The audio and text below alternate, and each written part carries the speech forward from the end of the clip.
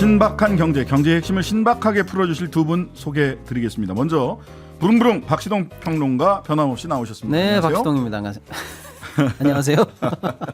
오늘은 중앙대학교 송수영 경영학부 교수님 모셨습니다. 안녕하세요. 네, 안녕하세요. 예, 송 교수님 오늘 뉴스아이킥 처음 나오셨는데 우리 청취자 여러분께 인사 좀 드려주시죠. 예, 안녕하세요. 송수영입니다. 경제재민을 가능케 하는 경제학자를 지향하는 송수영입니다. 경세재민. 예, 오랜만에 듣네요. 경세재민도. 예전에는 항상 경제는 경세재민이다 이런 말씀을 많이 하긴 했는데, 자, 오늘 이야기해야 될 게 한 두 가지 정도인데, 하나는 통계, 소위 부동산 통계 조작했다면서 관련자들 고발하고 검사 요청을 했어요. 요 이야기하고 세수 펑크 이야기 두 가지 정도 해볼 건데, 먼저 박시동 평론가님, 네.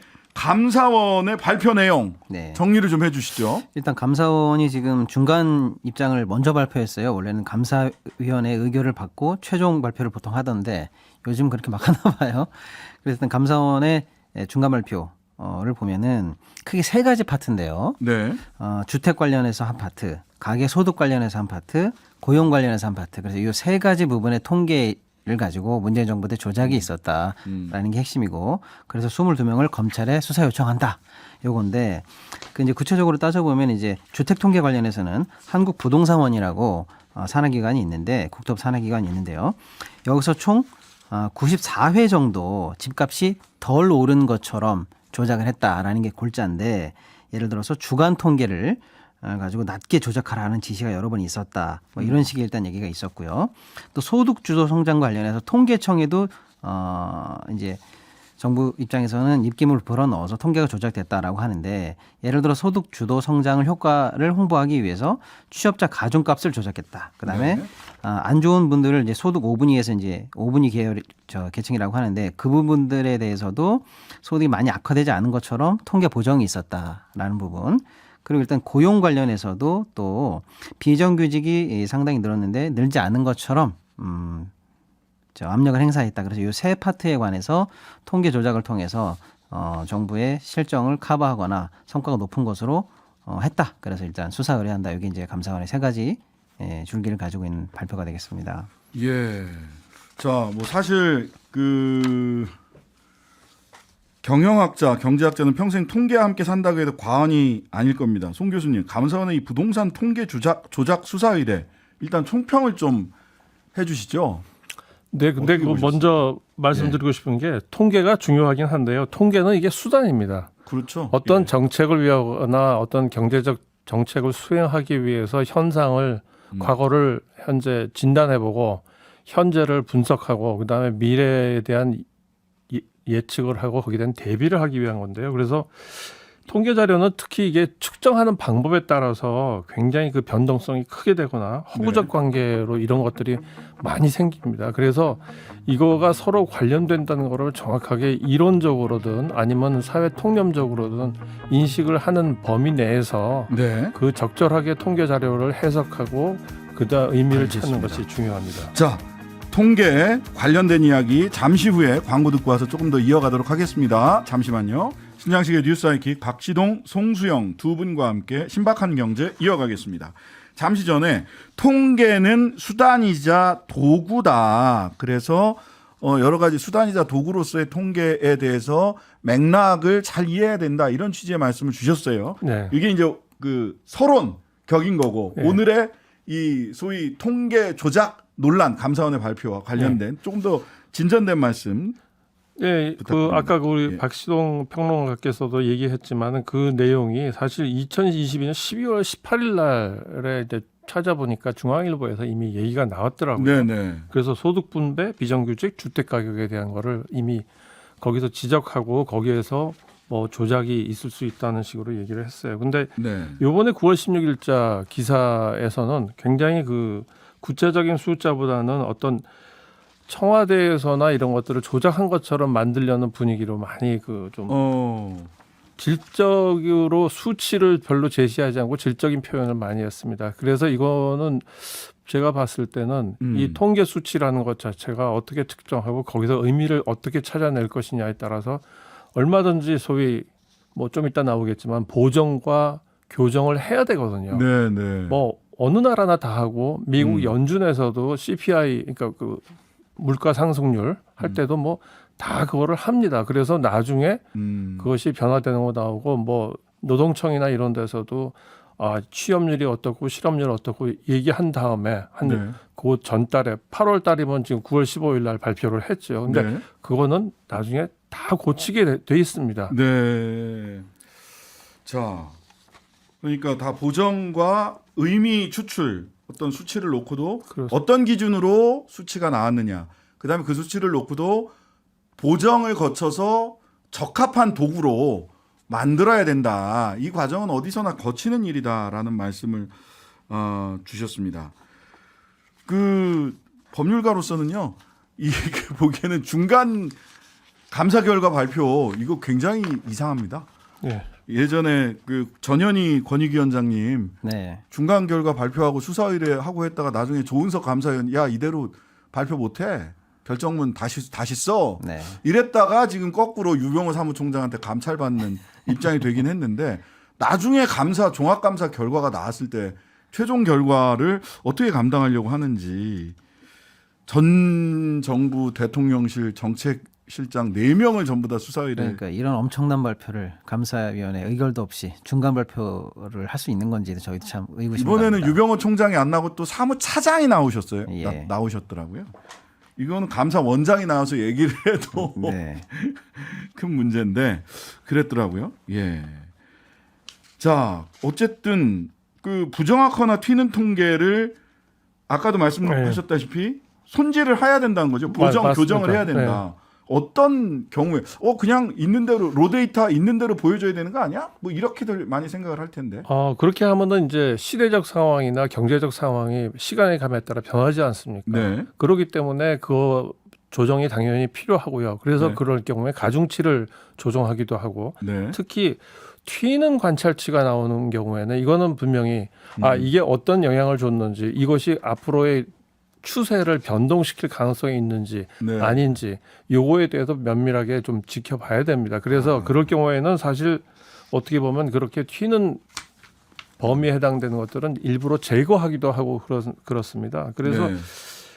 이게 이제 관찰치의 변동성에도 문제지만은 어떤 정보를 얻기 위해서 어떤 수치를 어떤 자료를 우리가 볼 것이냐 하는 거 이것도 굉장히 큰 중요합니다. 뭐 단적인 예로 우리가 GDP를 측정 많이 하지 않습니까? 근데 네네. 그걸 가지고 사람들의 행복 지수 측정하는데 써버리면 이건 말이 안 되는 얘기입니다. 그래서 결국 현재 상태에서는 지금 감사원이나 이런 데서 이거를 문제 삼고 조작이다라고 얘기하려면은 실제로 그 통계치 자체를 측정하는 데서 어떤 정부나 이런 데서 의도를 가지고 네. 그다음에 나와 있는 수치 자체를 수제 결과물을 완전히 바꿔버린다든지 어떤 것을 우리가 보기 위해서 이거에 대한 보정을 하고 정정을 하는 거하고는 분명히 구별해야 되는데 그것이 사실 구별하기 굉장히 어렵습니다. 네. 그래서 뭐 플러스인데 마이너스로 바꾼다든지 하는 식으로까지 완전히 자료에도 없는 거를 넣는 경우 빼고는 이거는 사실 법률적으로 저는 뭐 전문가가 아니니까 잘 모르겠지만은 굉장히 힘들 거라고 생각됩니다. 결과적으로 그러면 이제 두 가지일 것 같네요. 하나는 통계 그 자체로 봤을 때는 이게 보정이냐 조작이냐. 네. 그다음에 두 번째로는 의미가 소위 있느냐. 조작할 의도로 직권을 하였느냐. 네. 청와대에서 말하자면 청와대 하명으로 조작을 한 거냐. 네. 아니면은 정책적으로 정확한 도구로 사용하기 위해서 보정을 한 거냐 자체적으로 실무선에서 요게 이제 앞으로 남은 쟁점이 되지 않을까 하는 생각이. 근데 이번에 감사원 자료를 계속 좀 자세히 보면은 그 네. 부분에 관해서 지금 이것이 혐의다라고 명확하게 직접적인 증거는 아직 들고 없어요, 있지는 없어요. 않아요. 예, 저는 다 봤는데. 예를 들면 뭐 주간 그 부동산 통계 같은 경우도 원래 하던 건데 이번 그 문재인 정부 들어서 이걸 3개로 나눴다는 거거든요. 원래는 일주일에 한 번 하던 거를 네, 3번 했다는 거 아니에요? 주중에 한번 해봐라. 그리고 속보를 한번 해봐라. 네. 그리고 확정을 한번 해봐라. 이렇게 나눴는데 네. 그럼 주중에 원래 일주일치니까 주중 치면 3일치 아니겠습니까? 네. 이 3일치를 보고 그다음에 속보치를 더 볼 거 아닙니까? 근데 점점 주중치와 속보치가 달라지고 속보치와 최종치가 달라지면 네. 당연히 그 통계를 마지막에 보고받는 사람 입장에서는 네. 그 차이가 뭐야? 왜 올라간 거야? 당연히 이런 얘기를 할 수 있는 건데 그런 얘기를 했다고 해서 이게 마치 최종치를 낮추라는 압력으로 받아들였다. 네. 이런 식으로 연결 부분을 흐리멍텅하게 넘어가고 있거든요. 지금. 네. 이런 부분에 있어서 앞으로 쟁점이 많이 상호간에 다퉈질 것 같고요. 현재 직접적인 그런 조작 증거는 아직은 열거하지 못하고 있는 겁니다. 그러니까 저도 그 감사원 자료를 다 봤는데 수치가 없어요. 예. 말씀하신 네, 대로 네. 수치가 없어요. 어느 수치가 어떻게 이렇게 됐다가 아니라 수치가 나오는 거는 KB 그 주택 네. 그 통계랑 부동산원 통계의 차이가 뭐 14%가 났다. 네. 이런 정도지 어느 수치가 어느 수치 그래서 수치와 수치를 비교하거나 하는 게 없어서 네. 이거를 어떻게 입증을 하려고 하나? 입증이 없는 안 될 겁니다. 안 돼요. 그러니까 왜냐하면 이게 제가 그 한국부동산원에 직접 들어가서 조사 기간, 조사의 어떤 규칙이 어떻게 바뀌어왔는지도 한번 쭉 살펴봤는데요. 네네. 86년부터 해가지고 중간중간에 이거 가중치도 바꾸고 여러 가지 바꾸는 것을 계속 합니다. 뭐 네. 이건 정권에 관계없이 왜냐하면 경제가 당연히 변하고 시대 네. 상황이 변하고 일단 인구 구성비도 변하게 되지 않습니까? 그렇죠. 그러면은 이거에 대해서 사는 지역도 달라지게 되고 그러니까 이런 것들을 다 고려해서 자꾸 보정도 하고 고치고 해야 되는데 지금 아까 말씀하신 이제 주간 보고서 이거는 사실 어떻게 보면 그 중간중간에 거래가 한번 발생하거나 그것이 실제로 거래 가격이 아님에도 불구하고 호가만 했을 뿐인데도 그 3일 동안 조사하면서 그 부동산에서 나오는 내용을 넣어버리면 확 변동이 올라가죠. 예. 그래서 이거는 사실상 그 부동산 가격이나 이런 건 사실 주간 단위로 하는 거는 별로 진짜로 좋은 게 아닙니다. 오히려 예, 변동성이 예. 큰 자료를 보고 판단하는 거는 굉장히 위험해요. 그래서 적어도 월간 자료는 봐야지. 그다음에 실제로 이것이 매물로만 나왔다가 철회된 건지. 그러니까 저는 제일 정확한 거는 연말에 사실상 세금을 내기 위해서 국가에서는 세금을 걷기 위해서는 정확하게 네네네. 해야 되고 이게 거래가 얼마인지 그 실물로 조사 밝혀야 되지 않습니까? 그러면 네네. 그걸 바탕으로 해서 추정해 보는 것이 제일 정확하고요. 그다음에 부동산 정책이나 이런 걸 장기적으로 보기 위해서도 어떤 그 정책을 세울 것이냐 볼 때도 그런 거에 바탕해서 그다음에 추세가 어떻게 되는지 판단해서 그다음에 결정을 하는 것이 정확하게 네. 이렇게 변동성이 큰 거를 하면은 이거는 아주 안 좋습니다. 네, 네, 방금 네. 교수님 말씀하셔서 이제 사실은 많은 분들이 이번에 또 관심을 갖게 됐고 네. 사실은 그 전부터 비판이 많았던 게 주간 부동산 통계거든요. 네. 근데 지금 크게 쓰이는 게 두 개인데 뭐 사실은 두 개 말고도 더 있습니다. 그런데 네. 이제 국가에서 정확하게 관리하고 있는 부동산에서 내고 있는 게 하나 있고 제일 많이 쓰이는 게 KB 시세 두 개인데 예, 그 탁상 감정이라고 합니다. KB 탁상 감정. 변호사들은 그렇게 얘기를 해요. 근데 둘 다 차이가 많이 그 둘 간의 차이가 좀 많이 나는 거는 표본 차이입니다. 표본 차이. 예. 예. 이게 KB가 표본이 더 많죠. 예. 거기는 KB는 사실 이제 부동산에서 직접 넣도록 돼 있습니다. 음. 그래서 한 10,000개에서 20,000개 정도 표본이 더 많습니다. 한국 네. 부동산 원가보다. 네. 그리고 이제 부동산 원가는 이제 공통점은 둘 다 실거래가 호가를 다 넣게 돼 있어요. 예. 그러니까 호가 가지고 장난칠 여지가 있습니다. 네. 예, 그런데 방금 교수님 말씀하신 것처럼 이게 문제죠. 그래서 예. 외국 사례에서는 이 호가를 빼는 경우가 많습니다. 호가는 아예 빼고 정확하게 거래가를 어떻게 그럼 증명하냐. 우리로 치면 등기가죠. 네. 외국 같은 경우에는 변호사가 사인한 값이라든지 그 은행이 대출 보증한 것들 네네. 그런 서류가 있는 것만 넣게 돼 있는 경우도 있고요. 네네. 우리처럼 주간 다니는 나라는 제가 보니까 없어요.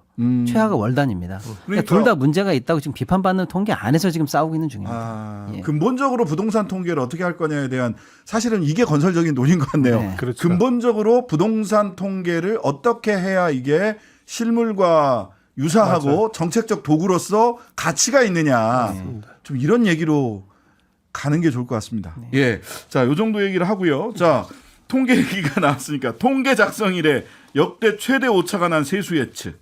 그동안 재정학자들이 계속 왜 안 하냐? 왜 안 하냐? 세수 재축에 왜 안 하냐? 막 뭐 8월 말이면 한다 그러더니 뭐 7월에는 한다고 하더니 근데 이제 나왔습니다. 근데 세수 재축에 기재부가 오늘 발표했죠. 내용 좀 정리해 주시죠. 네, 원래는 사실은 세수 재축액을 추경을 하면서 하는 게 정상입니다. 이 시간쯤이면. 그런데 네. 이번에는 추경 추경 안 없이 하겠다. 그냥 재축에만 발표한 것도 사실 이례적인데 짧게 요약하면은요. 2023년 올해 들어서 연말까지 지금 들어온 거를 통계로 해서 연말까지를 예측한 전체 예측치에 따르면 59조 1천억 원의 세수 손실이 발생할 걸로 정부가 인정을 했습니다. 대략 60조 정도. 대략 60조입니다. 예.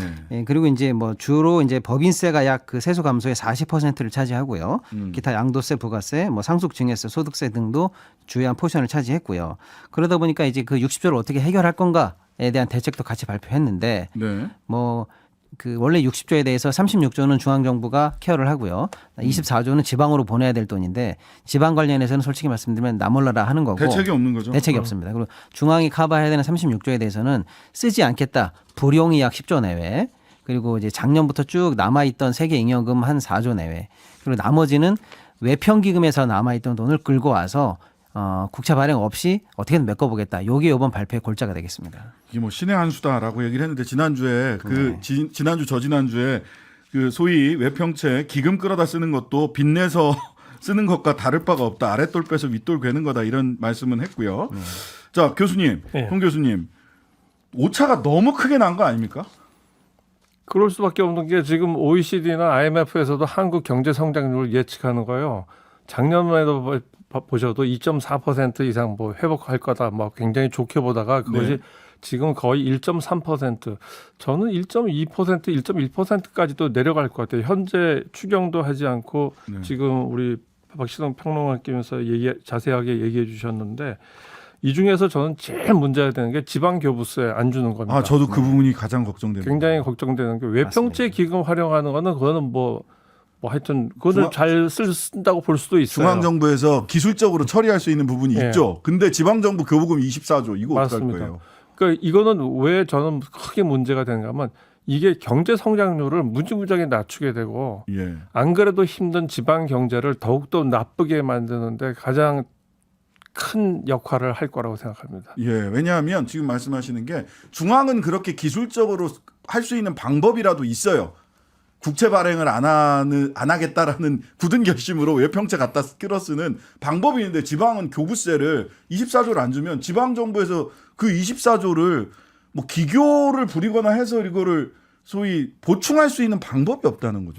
지금 지방 정부가 실제로 체감하는 세수 감소 효과는 뭐 통계에 따라 다르겠습니다만 예. 전체 예산의 10%를 없이 깎였다. 라고 생각하면 되는 게 왜냐하면 지방 세입 자체도 줄었고요. 예, 그런 이번에 중앙 세수 부족으로 인한 지방 교부세도 교부세가 줄고. 줄었고요. 이 양끌이 폭탄을 한 번에 맞았거든요. 그럼 굉장히 이제 지금 위기 상황입니다. 이전에는 지방 정부가 그나마 지방채라도 발행했는데 그 레고랜드 사태 이후에 지방채 발행이 가능할까 걱정이 되거든요. 어떻습니까? 그 지방에서도 예를 들어서 이제 화성시나 이런 데처럼 튼튼한 데는 괜찮아요. 거기는 삼성전자 있는 아, 예, 뭐 그러기도 하고 저기 부동산 값이 계속 올라가니까는 그렇죠. 이제 동탄. 저는 이제 문제가 되는 것은 심지어는 미국이 최근에 그 지난 6월달에 그 그러니까 정부가 완전히 스톱되는 그것이 생기는 이유 중에 하나가 더 이상 부채를 늘릴 수가 없다 보니까 돈이 없어가지고. 예, 작년에 그랬죠. 예, 예. 올해입니다. 올해도 올해 올해 맞아요. 월급을 그렇죠. 못 주게 되는 경우까지 생기고 그럴 경우에 내셔널 파크나 이런데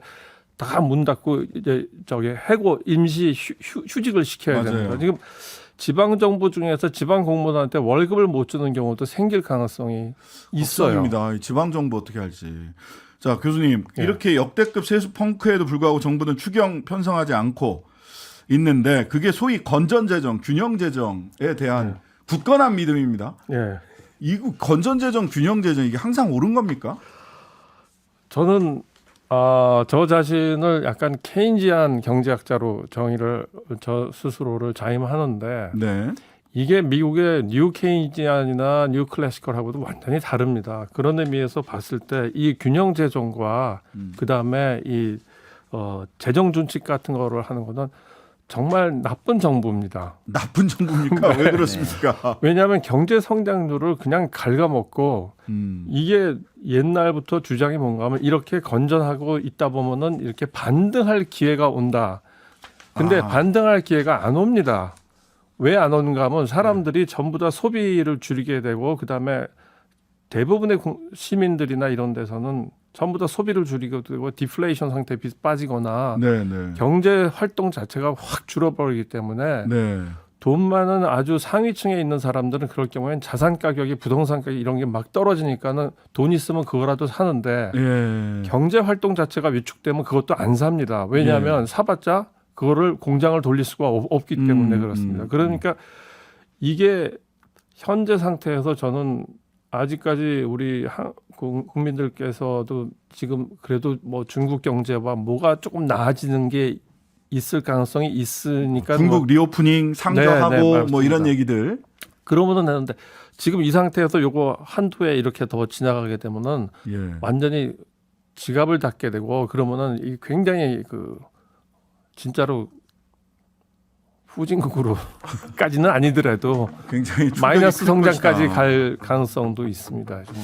아. 그리고 저는 이번 세수 모델을 이렇게 크게 오차를 낸 게요. 음. 어느 정도 크냐면요. 역대 가장 크게 오차가 났습니다. 지금. 네. 이 정도면 정부가 크게 이 모델 수정도 경각심을 가지고 다시 제도 마련도 해야 됩니다. 예, 신박한 경제 박시동 경제평론가, 송수영 중앙대 경영학부 교수 두 분과 함께했습니다. 감사합니다. 감사합니다. 네, 감사합니다. 감사합니다.